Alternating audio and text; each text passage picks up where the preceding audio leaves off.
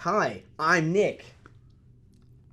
You might just say, and I'm Winston. Oh, right, yeah. Hey, you know, you gotta like. And we're high five.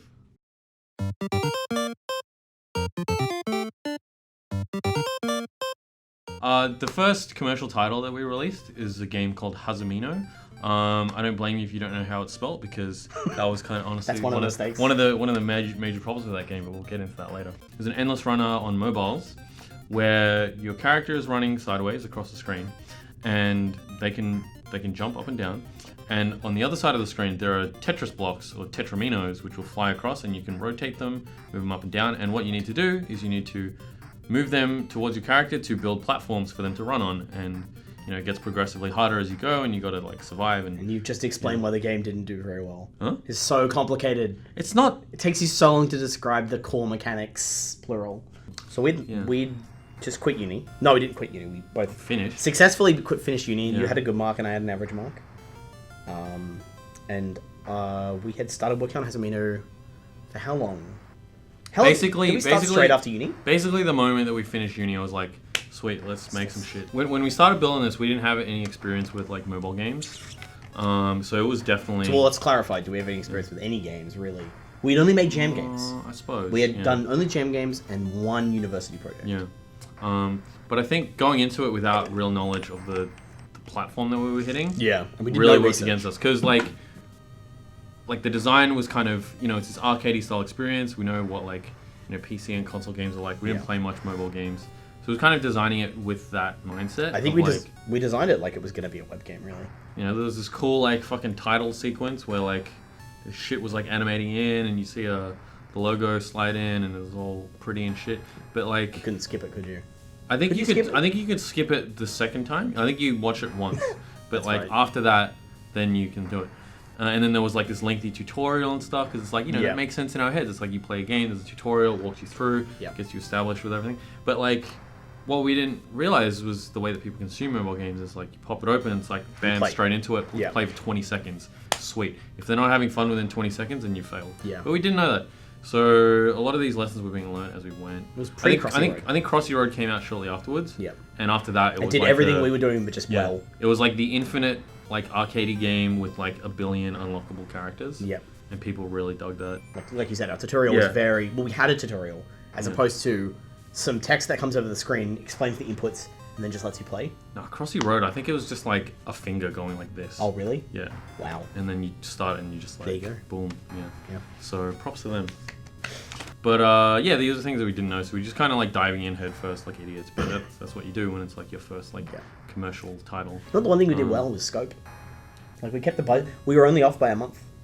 Yeah. But basically, midway through development, we did a game jam. There was like a game jam, but like we couldn't hold it at uni, so our lecturer found another venue that was in the city, and this happened to be some random warehouse, and it was like we went downstairs.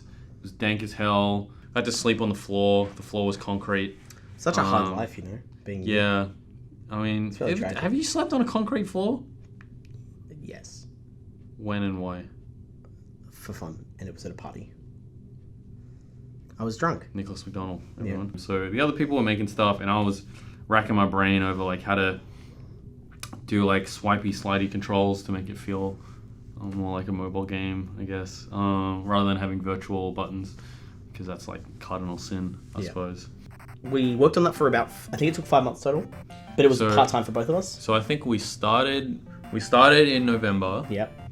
And then it shipped in April sometime. It shipped in April. It was very, And like we formed the company to release it, because like the best thing Hazumino ever gave us was experience in producing, like preparing for launch and launching a game. Just in an abstract environment. Because it did badly, but like not all terribly badly. I don't specifically remember that much about launch day, but I do remember submitting to the App Store and like getting that review. Because like Google, it's just like you just push it out. It's like whatever. There's zero fanfare. But with Apple, we waited there's at least Apple, right? And then there's we hit the button. there's like the submission process, and that was kind of exciting because it's like it's a test. It's like, and I remember getting very excited when it appeared on like the top 150 of the charts. It's like, oh yeah, man. fucking making it big. I just remember being really competitive about the Android versus the Apple sales Oh, right. because I think it did better on Fanboy Android in wars. the end. It actually got some decent reviews. Though it was featured on the Guardian Yep. website. Yeah, Guardian like- US or Australian? I think it was UK. Oh, okay, that's Yeah. weird. But it Yep. was just not tailored well to that market to Yep. hit like that wide audience, right? Yeah, Um, but it was a really good experience. Mm. Like it definitely formed a lot of the base of what we did right. yeah, it was the first time doing like beyond a jam, like a proper end product game as a product end to end. With no motivation other than our own. You know, amongst our circle, people were very proud of us. We were pretty proud of ourselves, like at the time. We got Like- the Facebook likes. That's Yeah, all no, that matters. I was pretty satisfied. It was like, cool. We made a game. We weren't expecting it to set the world on fire. Like we did have hopes. But anyway, long story short, don't call your game Hazumino Yeah. because no one knows how to spell it. Yeah. And they're like, "Oh, that game looks cool. Let me look it up. It's called Hazumino." I'm like, "What the fuck is that?"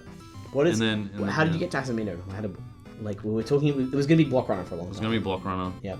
Um, How did we? You came. I think we were doing like the whole like just throw shit at the wall yeah, approach for a while. Yeah. It's like jump and bit Yeah. and block. yeah. And Hazumino is a bad translation of Well, jump. it's like a combination of Jump and the drop. Japanese word for I think it was bounce, Oh, okay. and then Mino from Tetramino. So it's like it's a clever name, but it's too Bounce. clever for its own good, I guess. Well, that's too clever and Yeah. no one knows how to spell it. Yeah. Everyone calls it Hazimono. I can't remember his age, but he's young. He's a kid. I showed him Hazumino like a couple months ago. Yeah. And he was like really enjoying it.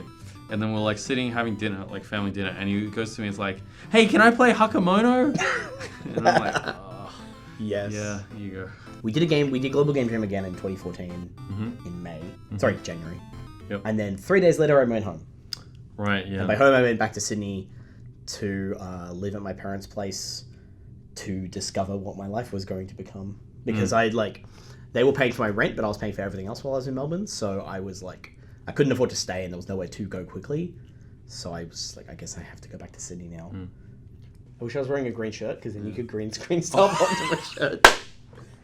Do that next time. Yeah. All right, Yes. okay. That's a wrap.